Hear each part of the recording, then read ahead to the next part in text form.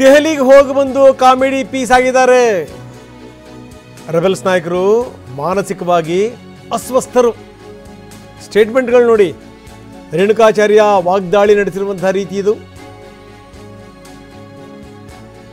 ಇವರು ದೆಹಲಿ ದಂಡಯಾತ್ರೆ ಮಾಡ್ತಿರುವಂಥ ದಂಡಪಿಂಡಗಳು.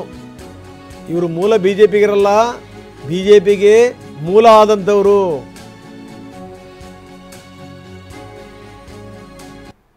ಮುಂದಿನ ಬುಧವಾರ 12ನೇ ತಾರೀಕು ಭಾಳ ದೊಡ್ಡ ಸಂಖ್ಯೆ ಸೇರ್ತೀವಿ. ಮತ್ತು ದಿಲ್ಲಿ, ಯಾಕಂದರೆ ಚುನಾವಣೆ ಆದರೆ ಬಿಜಿ ಆದರೆ ದಿಲ್ಲಿಗೆ ಹೋಗ್ಬೇಕಂತ ತೀರ್ಮಾನ ಮಾಡಿದ್ವಿ. ನಮ್ಮಲ್ಲಿ ಒಂದು ಏನು ಮಾಜಿ ಸಚಿವರ ಶಾಸಕರ ಸಭೆಯಲ್ಲಿ ಎಮರ್ಜೆನ್ಸಿ ಇದ್ದರೆ ಮಾತಾಡೋಕ್ಕೆ ನಮಗೆ ಕೆಲವರಿಗೆ ಏನೇ ನಿರ್ಣಯ ಇದ್ದರೂ ನಾವು ಅದಕ್ಕೆ ಸಹಮತ ಇದ್ದೀವಿ ಅಂತ ಹೇಳಿದರೆ ನಮ್ಮ ಗ್ರೂಪ್ನಲ್ಲಿ ಬೆಂಬಲವನ್ನು ವ್ಯಕ್ತಪಡಿಸ್ತಾರೆ. ಹಾಗಾಗಿ ದಿಲ್ಲಿಗೂ ತೆರಳ್ತೀವಿ. ನಾಯಕರ ಸಹ ಗಮನ